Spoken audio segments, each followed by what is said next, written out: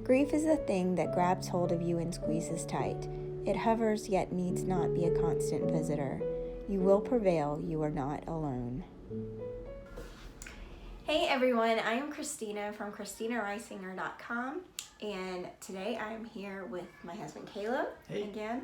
We did a video not too long ago and we got some good responses, so we thought that we would put together some more videos for you guys centered around grief. So today we wanted to talk about those of you who are connected with a loss or with grief and the perception that you may have about grief. I'm going to let him explain a little bit more. So when I thought about this, I thought about just not only us, but things I've seen before in the past with people, maybe a group of siblings that lose a parent.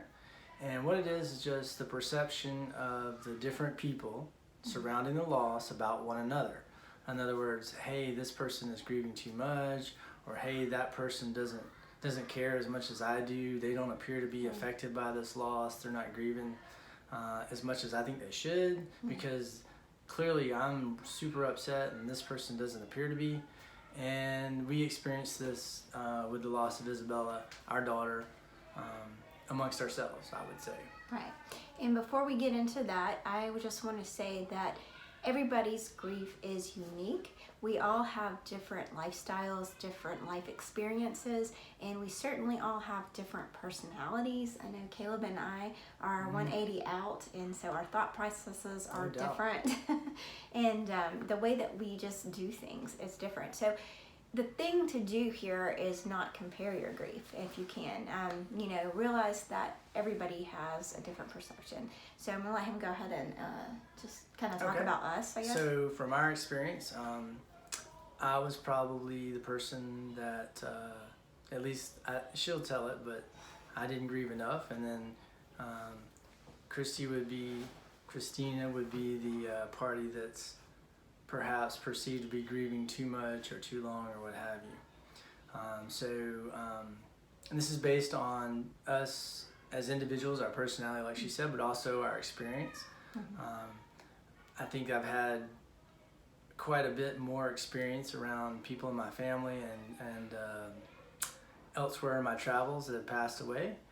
And so I have a different perspective and life experience as far as folks passing away, and I'm kind of better at just accepting the fact that this is part of life, and when the person dies, and that so I'm not saying I'm not upset, but I don't dwell on it like perhaps other people do, like maybe Christy. I'll just let her tell what she was thinking or what her side of it was. And if you're the other person, which I was, sometimes resentment and anger can creep in. So I was certainly angry with him for a while, like not to the point where it really super affected our marriage or the things that we, did or how we acted. But I started to resent him because I didn't feel like he was sad enough, for the lack of a better thing to say. Here I was, like, very upset and distraught, and getting to the place where I really was having a difficult time. I mean, and I would look at him, and I remember saying, you're her father. You should be sad too. And the thing is it did not mean that he loved her any less, but in my mind it did, because he was not showing outwardly how sad he was, and he was not exhibiting, depression, I guess, or anything else that he was really having a difficult time getting past. But on the other hand, I was. And then coming to this place where I finally had to realize that he was the strong in our relationship. He had to be there to be strong for me, because I was kind of coming apart at some points.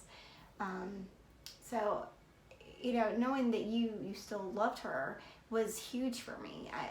Absolutely. I needed to know that it meant a lot to him.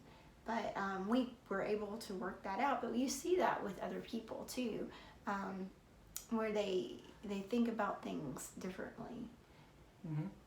So for me, it's kind of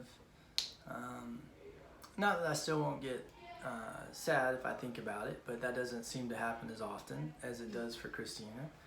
And I don't.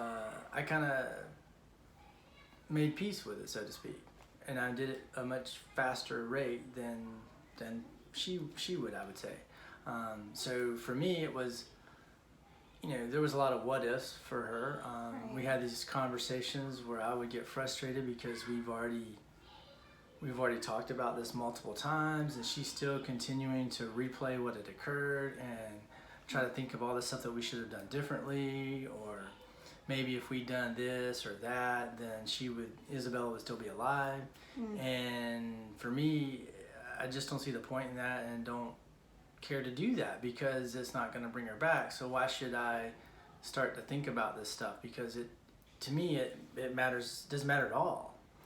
Yeah, I think for me too, like, that really took a long time for that to hit home. He kept telling me, hey, it doesn't matter how much we blame ourselves or we try to think about what we could have done to make it better, how we could have fought for her differently, because she's gone. She's not coming back. And, when he would first say stuff like that, I was so upset and I was so angry because it hurt. And then I started realizing, you know what, he's right. Why am I torturing myself? I loved my child and I would do it all over again. But the thing is that we go through all these pains, and we process things at a different rate. And that's another thing, is that people can perceive things a little bit differently in the rate of processing grief. We're not supposed to compare anything.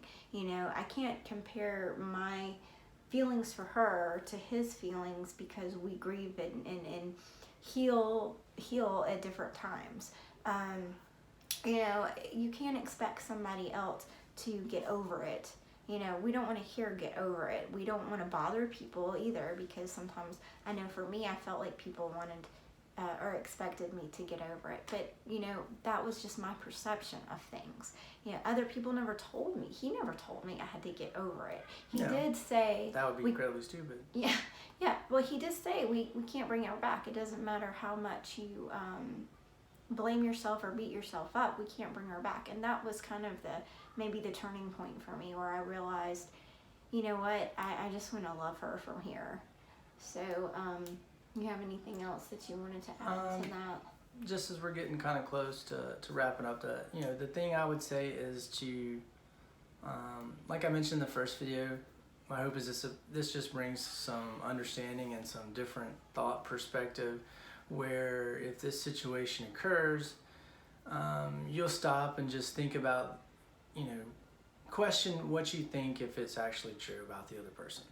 So you may be concerned the person's getting stuck in grief. You may be getting concerned that the person doesn't show the amount of emotion that you think they should have. But take a step back and don't think the worst. Right. And that's not the case. Right. And I teach that in my coaching, and it's in my book, Life After Losing a Loved One, where you need to, if you start thinking something, you have a thought that starts bringing you to a feeling, and then your feeling starts, putting you into action. The first thing you need to do is capture that thought. And like Caleb said, is it true? Is it true that he didn't care? No, that wasn't true for us. But my brain had made me think that, because I did not perceive him as grieving properly. And then you have to challenge it. So that's how I challenged it. And I said, no, he loved his daughter. And then I changed that thought. And changing that thought helped me be more comforted and heal faster, I think.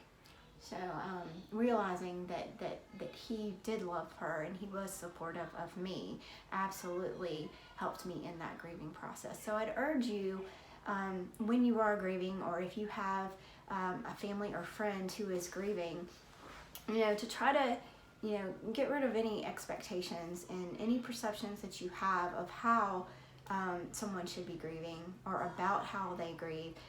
try to capture it and challenge it and say, is it really true? And then change that thought and just be supportive. Be there for that person. If they need to talk or scream or yell or holler or cry, just be there for them. Absolutely. So just think about how your relationship was with all the people before the person passed, and then don't question how they react after the person has passed away. Right. And we hope that you continue to be blessed and bless others, and we will see you soon. Bye. Bye.